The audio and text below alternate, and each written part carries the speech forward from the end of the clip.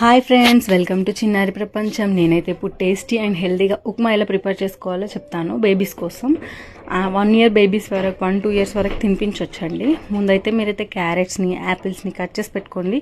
చిన్న చిన్న ముక్కలుగా చేసి వాటిని మిక్సర్ జార్లో వేసుకొని ఫైన్ పేస్ట్లా అయితే చేసుకోండి. పేస్ట్ అయిన తర్వాత ఈ విధంగా ఫైన్ పేస్ట్లా అయితే చేసుకోండి. ఒక బౌల్లో వేసేసుకోండి.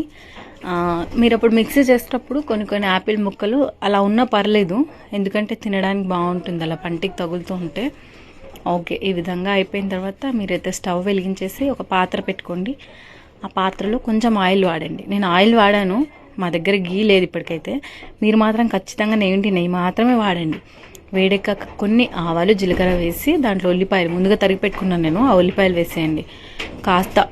కాసిన అయితే సరిపోతాయి. ఉల్లిపాయలు వేసాక కొంచెం కరివేపాకు వేసుకోండి.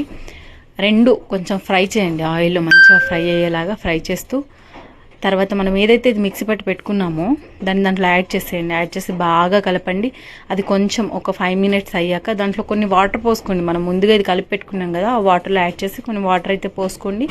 పోసుకున్న తర్వాత ఒక 5 minutes అలాగే ఉంచి అది కొంచెం కుక్ అయిన తర్వాత దాంట్లో ఒక 4-5 వెల్లుల్లి రెబ్బలు వేసేయండి. అది హెల్త్కి చాలా మంచిది, పిల్లలకి జలుబు అవ్వకుండా కూడా ఉంటుంది.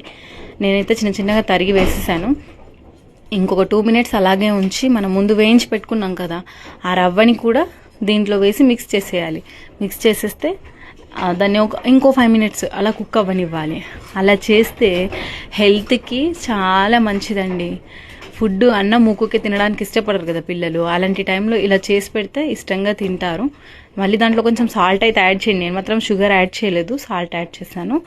ఆ విధంగా మనమైతే ఉప్మాని ప్రిపేర్ చేసి పెట్టుకోవాలి. చూడండి, కుక్ అయిపోయింది. కుక్ అయిపోయిన తర్వాత ఈ విధంగా వస్తుంది. కొంతమంది పిల్లలు పల్చగా ఇష్టపడతారు, కొంతమంది ఏమో మంచిగా గట్టిగా ఉంటేనే ఇష్టపడతారు. ఈ విధంగా చేసేసుకోండి. ఈ విధంగా చేసి సర్వ్ చేసుకోండి. సర్వ్ చేసి నేనైతే మా పాపకి తీసుకెళ్తున్నాను. చూడండి, తనైతే చాలా ఎగ్జైటింగ్ ఉంది, రెడీగా ఉంది తినడానికి. ఇప్పుడైతే ప్రేయర్ చేసేసుకుంది తను. అయిపోయింది, ఇప్పుడు తినిపించమని అడుగుతుంది. చూడండి ఎట్లా ఎగ్జైట్ అవుతుందో.